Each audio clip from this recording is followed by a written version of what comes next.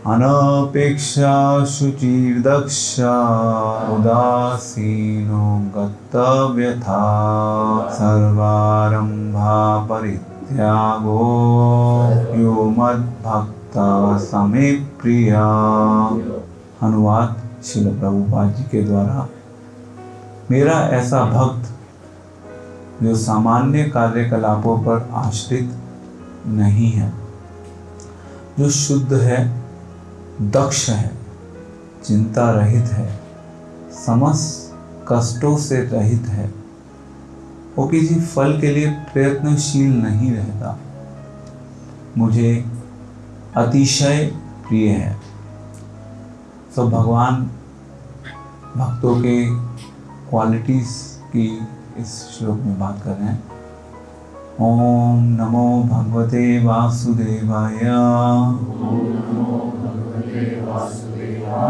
नमो भगवते वासुदेवाय। ओम नमो भगवते वासुदेवाय।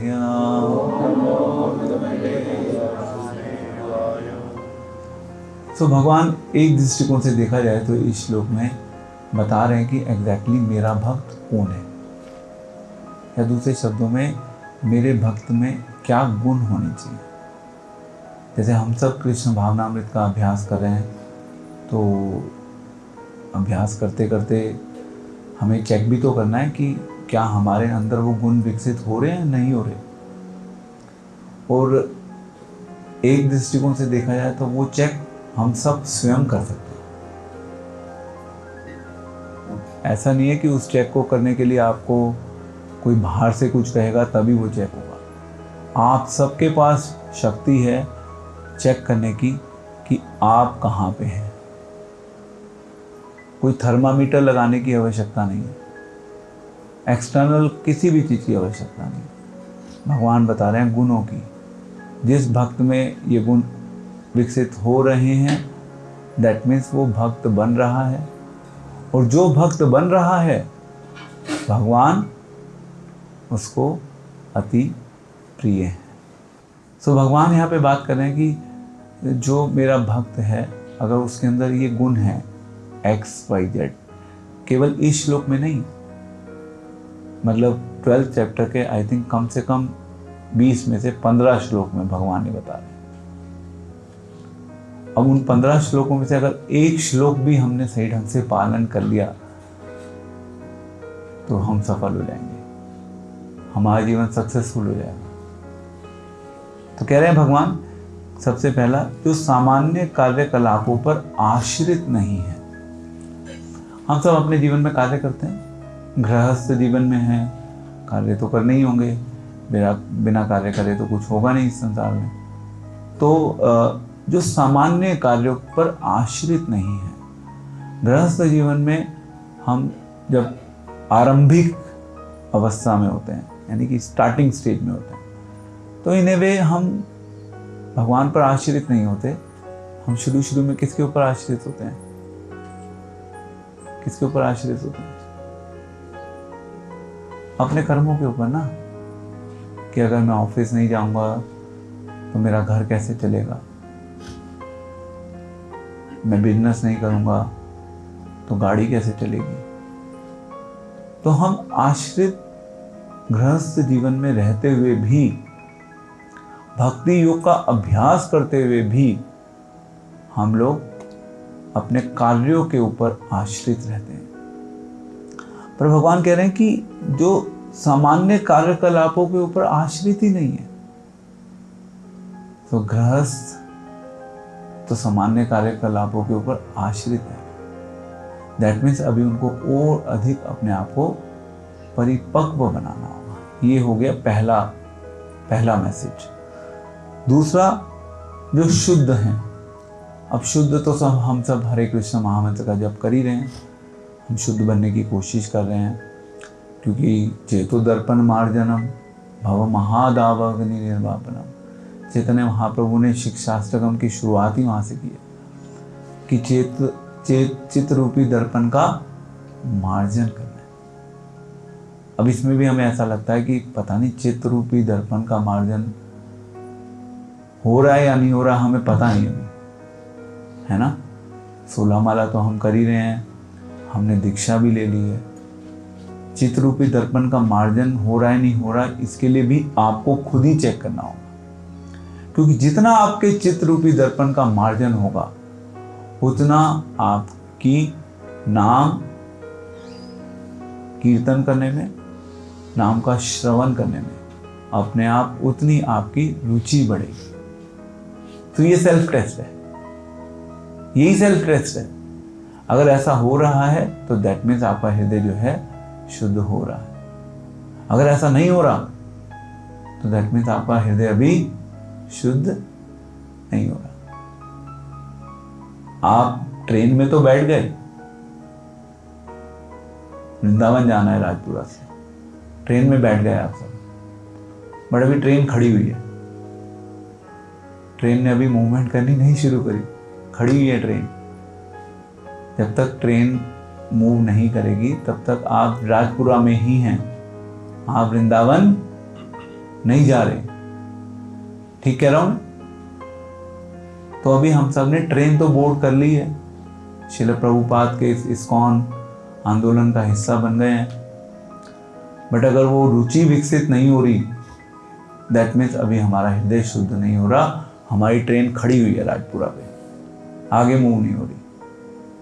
ये आपका खुद का चेक है, मुझे कुछ चेक करने की कोई आवश्यकता नहीं है, या अचिंत्य प्रभु को चेक करने की आवश्यकता नहीं है, या हमारे अनादि प्रभु को चेक करने की आवश्यकता नहीं है। आप सब खुद चेक करिए क्या हो रहा है अंदर। तीसरा है चिंता रहित।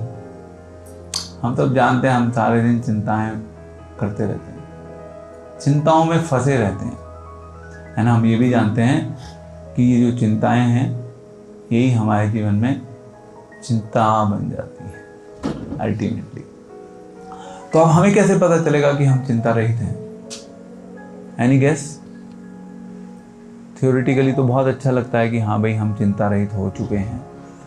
एग्जैक्टली कैसे पता चलेगा कि हम चिंता रहित हैं? डिस्टर्ब नहीं होगा पर्सन, डिस्टर्ब नहीं होगा, ओके। ये सब ना थ्योरेटिकल है, रेलेवेंट है बट थ्योरेटिकल है। अब आप अपनी लाइफ से इसको एनालाइज करने की कोशिश करें।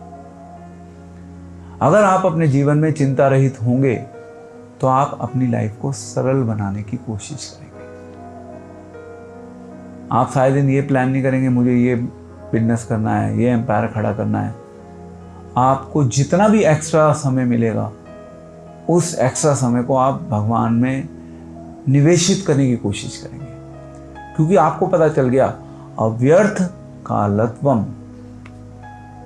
जब आपने उस समय को निवेशित कर दिया, एक्स्ट्रा टाइम को, गृहस्थ जीवन है तो ऑब्वियसली कार्य करने होंगे, कर्तव्य होंगे, पारिवारिक सब चीजें होंगी, बट क्वेश्चन ये कि आप एक्स्ट्रा टाइम के साथ क्या कर रहे हो। क्या एक्स्ट्रा टाइम में अपने पैसों को 1 लाख से 2 लाख कन्वर्ट करने की प्लानिंग कर रहे हो? दिल्ली में तो यही चलता है, जिसके पास भी एक्स्ट्रा टाइम होता है वो क्या कर रहा होता है? वो शेयर मार्केट में बैठा होता है, वो पैसों को मल्टीप्लाई करने में बिजी रहता है, उसका केवल यही प्लान होता है। मेरी 1 लाख रुपए सैलरी आ रही है, 1 लाख तो खैर नहीं, आजकल तो लोगों की 5-5 लाख रुपए सैलरी आती है कम से कम दिल्ली में महीने की। 5 लाख रुपए सैलरी आ रही है, ठीक है, 2-2.5 लाख रुपए खर्च हो जाएंगे। अब इस 2.5 को मेरे को 5 बनाना है एक ही महीने में। उसके लिए मुझे स्टॉक मार्केट में सब पैसे ऐसे ऐसे इधर उधर सेट करने हैं, म्यूचुअल फंड में लगाने हैं, जिससे कि एकदम से पैसा डबल हो जाए। टाइम मेरे पास कम है, नहीं तो मैं बता देता अभी आपको एग्जाम्पल, क्योंकि अभी मैं किसी चार्टर्ड अकाउंटेंट से मिला था थोड़े दिन पहले। वो कह रहा मैं तो बस अब शेयर मार्केट करता हूँ, सारे दिन बस शेयर मार्केट ही है मेरी प्रैक्टिस की, अब मुझे कोई आवश्यकता नहीं है, बस शेयर मार्केट चल रही है। ऐसे ही चल रहा है सोसाइटी में, सब लोग पैसे को मल्टीप्लाई करने के बारे में प्लान कर रहे हैं। सो चिंता रहित जो होगा वो अपने एक्स्ट्रा टाइम में संसार के लिए एंडेवर नहीं करेगा, वो अपने एक्स्ट्रा टाइम में कृष्ण को पाने के लिए प्रयास करेगा, वो अपने समय को व्यर्थ नहीं गवाएगा। ये प्रैक्टिकल हो गया, है ना। और भी बहुत दृष्टिकोण हो सकते हैं, मतलब मुझे जो अभी माइंड में आ रहा है मैं बता रहा हूं। जो समस्त कष्टों से रहित है शरीर मिल गया है सबको, शरीर मिला है तो कष्ट तो होंगे ही होंगे। अब आप कहेंगे प्रभु जी कष्ट हो रहे हैं हमें, और आप कह रहे हो कष्टों से रहित है, कैसे होगा ये पॉसिबल? हम तो परेशान हो रहे हैं ना। अरे ये हो गया, वो हो गया, शरीर में कभी डाइजेशन की प्रॉब्लम हो गई, कभी नींद नहीं आ रही, तो क्या होगा फिर? परेशान होना शुरू हो जाए, है ना। तो अब यहाँ पे समस्त कष्टों से रहित है, इसका मतलब क्या है कि आपके जीवन में कष्ट आ रहे हैं, आपको कोई परवाह नहीं है, आपको कुछ लेना देना ही नहीं है, आपको उन कष्टों के बारे में सोचने के लिए समय ही नहीं है। आपने अपने आप को कृष्णा कॉन्शियसनेस में इतना डुबो दिया है कि आपको कष्टों के बारे में सोचने के लिए समय नहीं है। कष्ट तो आ रहे हैं, शरीर मिला है तो कष्ट आएंगे ही आएंगे, चॉइस नहीं है, सबको कष्ट आएंगे। मेरे को तो पता नहीं कितने कष्ट चल रहे हैं, अभी बहुत सारी प्रॉब्लम चल रही है मेरे साथ, तो कष्ट आएंगे, बट हमें अल्टीमेटली कष्टों के बारे में ज़्यादा विचार करने की कोई आवश्यकता नहीं है। बट यस, हमें अपने शरीर का ख्याल जरूर रखना है। हम सोचें कि हम तो कष्ट रहित हो चुके हैं, तो हम शरीर के साथ जो हो रहा है होने दें। We have to take care of the body, because ultimately ये जो शरीर है, ये शरीर भी हमारा नहीं है। ये शरीर किसका है?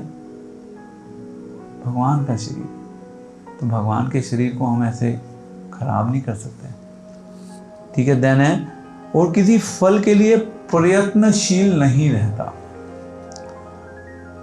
ये बहुत इंटरेस्टिंग लाइन है, किसी फल के लिए प्रयत्नशील नहीं रहता। ज्यादा प्रयास मत करो, अत्यधिक करना है, जीवन को चलाना है, सब चीजें ठीक है, बट बहुत अधिक इस संसार के लिए प्रयत्न मत करो, मत फंसो इस संसार में। अगर प्रयत्न करना है तो किसके लिए करो? कृष्ण को पाने के लिए। अगर हम कृष्ण को पाने के लिए प्रयत्न नहीं करेंगे तो क्या होगा? हम सब लेजी बन जाएंगे, हम सब लेजी बन जाएंगे। तो प्रयत्न तो करना है, संसार के लिए नहीं, शरीर के लिए नहीं, कृष्ण के लिए। तो अब यहां पे दो वर्ड्स हैं, एक है अत्यधिक प्रयत्न और एक है प्रयत्न। अगेन गृहस्थ जीवन में है तो प्रयत्न तो करना होगा, उसमें कोई खराबी नहीं है। बट जो अत्यधिक प्रयत्न में व्यस्त है, वो अपनी लाइफ को और ज्यादा कॉम्प्लिकेटेड बनाता जा रहा है, और ज्यादा उसकी लाइफ डिस्टर्ब होती जा रही है, क्योंकि वो अत्यधिक प्रयत्न में बिजी है। तो अब हमको खुद चेक करना है, हमारा प्रयत्न कहाँ चल रहा है, हम किस चीज के बारे में सोच रहे हैं, किस चीज के बारे में विचार कर रहे हैं। लिटिल प्रयत्न इज नीडेड इस संसार में रहने के लिए, शरीर को चलाने के लिए, बट बाकी अत्यधिक प्रयत्न किसके लिए होना चाहिए? कृष्ण के लिए होना चाहिए। तो आप सब चेक करिए कि क्या आप अत्यधिक प्रयत्न करने का प्रयास कर रहे हैं अपने जीवन में या नहीं। एक्चुअली कृष्णा कॉन्शियसनेस में ना देखा जाए तो एक दृष्टिकोण से there is no time to define. That means आप कहेंगे प्रभु जी मैंने आज 16 माला कर ली ना, बहुत है। There is no time to define Krishna consciousness, क्योंकि कृष्ण को संतुष्ट करने की लिमिट नहीं है। क्यों नहीं है? क्योंकि कृष्ण अनलिमिटेड है। अब अगर आपको अनलिमिटेड जो व्यक्ति हैं, जो कि कृष्ण है, यदि आपको उस अनलिमिटेड व्यक्ति कृष्ण को प्रसन्न करना है, तो उसके लिए आपको प्रयास भी कैसा करना होगा? अनलिमिटेड करना होगा। लिमिटेड प्रयास करेंगे तो कृष्ण आपसे लिमिटेड रूप में संतुष्ट होंगे। Getting the point? अनलिमिटेड प्रयास करना सीखना है। अब वो धीरे धीरे होगा, जैसे जैसे वो होता रहेगा वैसे वैसे कृष्ण को आप प्रिय लगने लगेंगे। कितना बड़ा विषय है। कृष्ण हमें लाइक कर रहे हैं। अभी हम सब क्या प्रयास कर रहे हैं? कि हम कृष्ण को लाइक करें। बट 12th चैप्टर का प्रपोजल कुछ और है। 12th चैप्टर का प्रपोजल है कि कृष्ण आपको लाइक करना शुरू कर दें, कृष्ण आपके बारे में सोचें।